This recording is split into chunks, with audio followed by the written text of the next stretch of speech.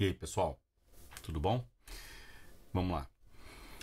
Continuando sobre semiologia cardiovascular, a gente vai falar hoje especificamente sobre hipofonese de B1, quais são os fatores determinantes para que esse som fique abafado em B1 e exemplos de causas de abafamento de B1, ok? Bom, não custa nada a gente relembrar que B1, quando eu falo B1, eu estou falando da primeira bulha ou o tum, ju, tum, tá, né? Então tem o tum, tá, o tum, primeira bulha, que marca entre B1 e B2 o início da sístole, entre B2 e B1 o início, entre B2 e B1, B2 o início da diástole. Pois bem, primeira bulha, então, é um som produzido pelo fechamento das válvulas atrioventriculares, ou as válvulas que separam os átrios dos ventrículos. A gente tem a mitral, à esquerda, e a tricúspide, à direita. Propositalmente, eu escrevi aqui que o som da primeira bulha é a somatória de M1, ou mitral, mais tricúspide. E eu, de forma de propósito, coloquei o M em caixa alta para mostrar que o som predominante de primeira bulha é o som de M1, ou som de mitral. Por quê? Porque o coração esquerdo trabalha sob pressões muito mais altas do que o coração à direita. A pressão que o ventrículo esquerdo precisa vencer para jogar o sangue para dentro da aorta e a circulação sistêmica é muito maior do que a pressão que o ventrículo direito precisa vencer para mandar o sangue para a artéria pulmonar. Então não é à toa que anatomicamente a gente vê uma massa muscular de VE muito maior do que de VD. Pois bem, o som produzido é muito maior. A gente ouve um som só, porque o M1 acaba, como é mais alto, e o T1 é mais suave, acaba por se sobressair, e porque eles são quase ao mesmo tempo. Não são quase ao mesmo tempo, porque primeiro a gente tem M, depois a gente tem T, mas eles são muito próximos. Na borda external aqui, ó, a gente vai aqui no ápice, né, no foco mitral. Aqui no foco tricúspide eu consigo ouvir um pouquinho melhor a tricúspide. Eu consigo até ver um desdobramento de B1, como eu consigo ouvir o T1 um pouquinho mais separado de M1, eu consigo ouvir um som um pouquinho separado, tá? Pois bem. E uma explicação alternativa da produção do som é a desaceleração súbita da coluna de sangue. Então imagina que aqui eu fiz essa gravura para explicar para vocês. Imagina que aqui tem o sangue que está dentro de um cilindro, e aí eu faço isso, o sangue bate contra uma válvula fechada e essa desaceleração súbita produz o som da bulha. Ok. Quais são, então, os fatores determinantes que determinam a intensidade das bulhas, né? Então, aqui, fatores determinantes de intensidade. Ok? Tanto de B1 quanto de B2.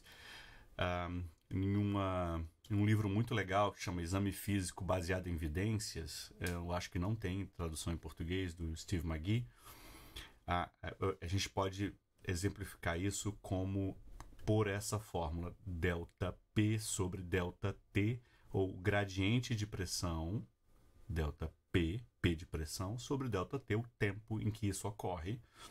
Então, quanto maior o gradiente de pressão,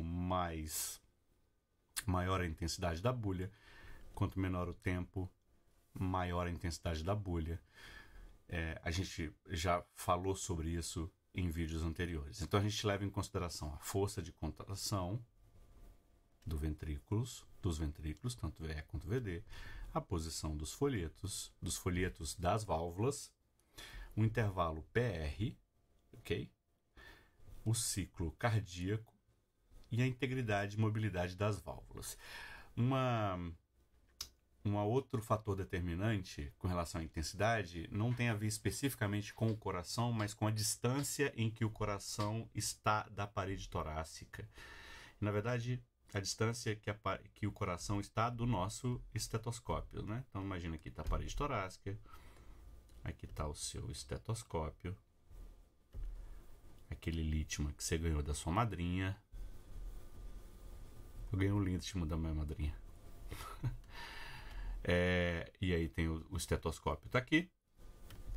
Então, quanto maior a distância entre a válvula e o seu estetoscópio, menos intenso é a bulha. Então, tudo aquilo que afasta o coração do estetoscópio. Então, excesso de gordura corporal aqui, ou músculo, cara muito musculoso, ou gordura por obesidade, pneumotórax, porque vai ter um excesso de ar e vai afastar o coração do estetoscópio, ou, por exemplo, um saco pericárdico aqui cheio de líquido também vai abafar esse som, mas em geral essas causas torácicas vão produzir um abafamento das duas bulhas, né? Não de uma aí especificamente. A gente vai falar hoje especificamente sobre abafamento da primeira bulha. Então, o que pode abafar a primeira bulha? Então, olha só, se a gente for levar em consideração, então, fatores. Primeiro fator, força de contração.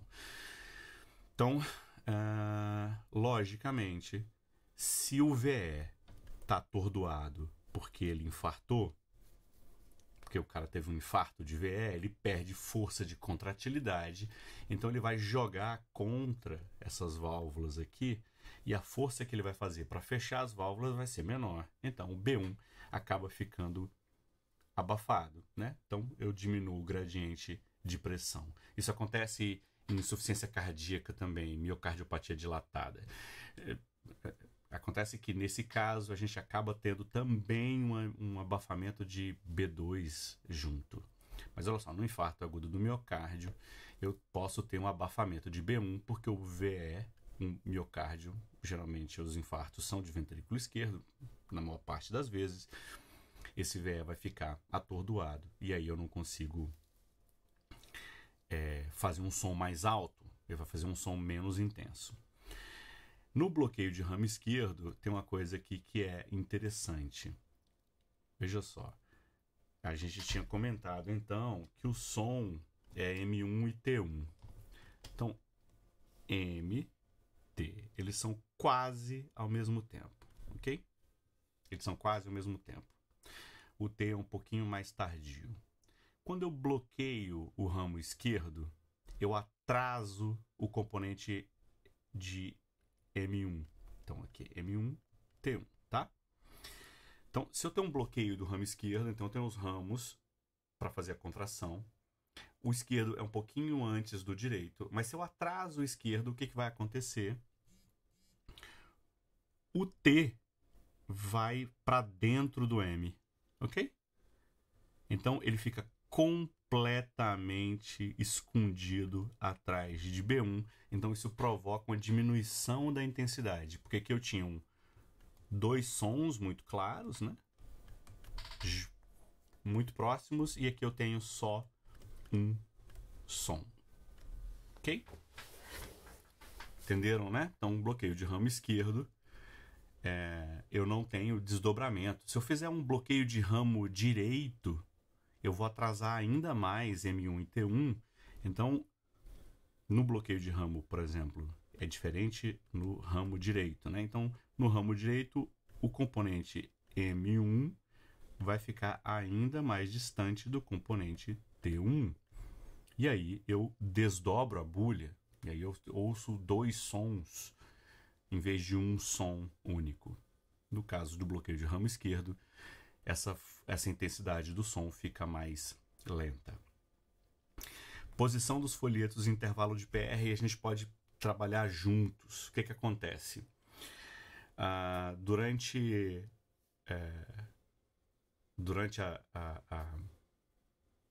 a diástole, a válvula começa aos poucos a se voltar para a sua posição fechada para se preparar para sístole, né? Se os folhetos estão muito próximos de fecharem, estão quase fechados, na hora que vier a sístole, e empurrar os folhetos para serem fechados aqui, o som vai ficar mais abafado. Então, eu vou dar um exemplo bem grosseiro. Você tem uma porta. A porta está pertinha, quase fechada ou bem aberta. Se ela estiver quase fechada, a força que você fizer vai fazer um som mais baixo do que se ela estiver muito aberta e você forçar ela para fechar, tá? Então, válvulas que no início da sístole estão quase que fechadas, elas vão produzir um som menos intenso. O que isso tem a ver com o intervalo PR? Então, quando o PR está longo, então a gente lembra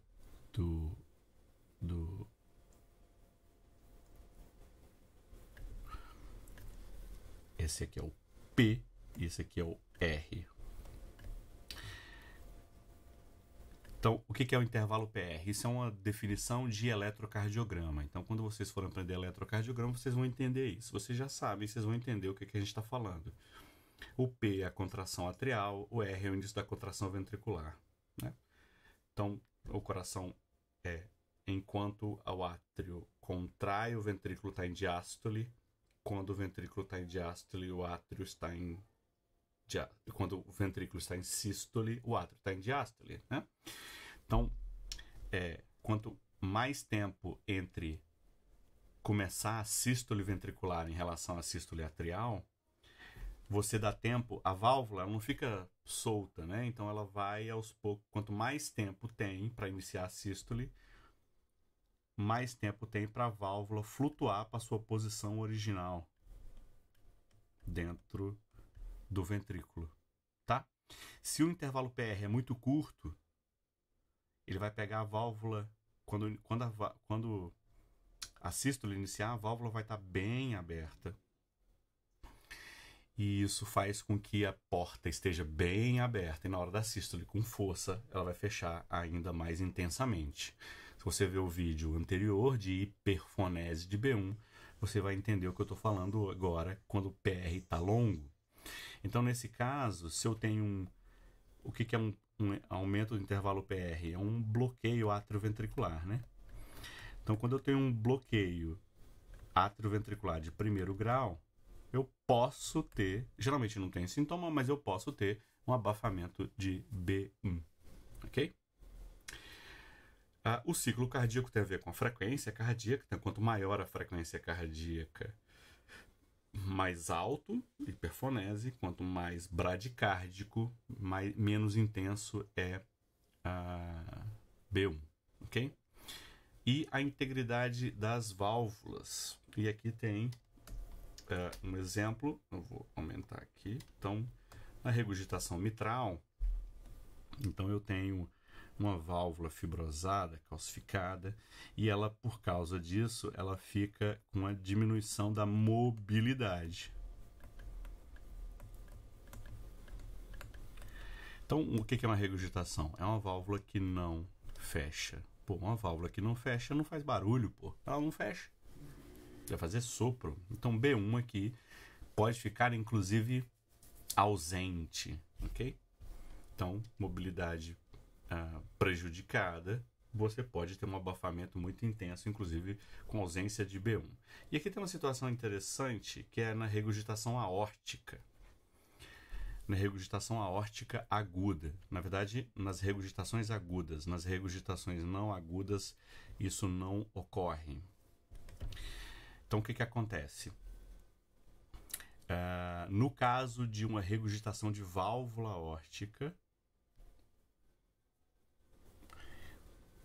então o que acontece? Então vamos lá. Lembrando, durante a sístole de VE, o que é o normal que acontece? Eu vou estar com a válvula mitral fechada e a válvula aórtica aberta. Certo? Não é isso? Exatamente. Durante a sístole, a mitral fecha, a aórtica se abre e aí o sangue vai para lá. Quando eu estou na diástole,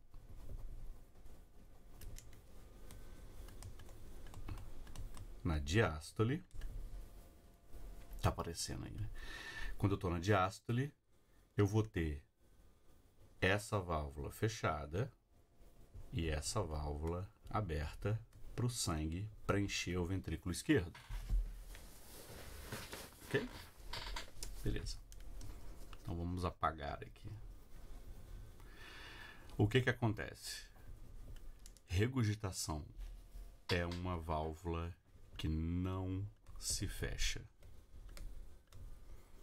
Então ela vai produzir um problema durante a diástole aórtica. Ok? Então na diástole eu não esperaria que a válvula tivesse fechada durante a diástole, mas essa válvula não se fecha, ela fica entreaberta. E essa válvula aqui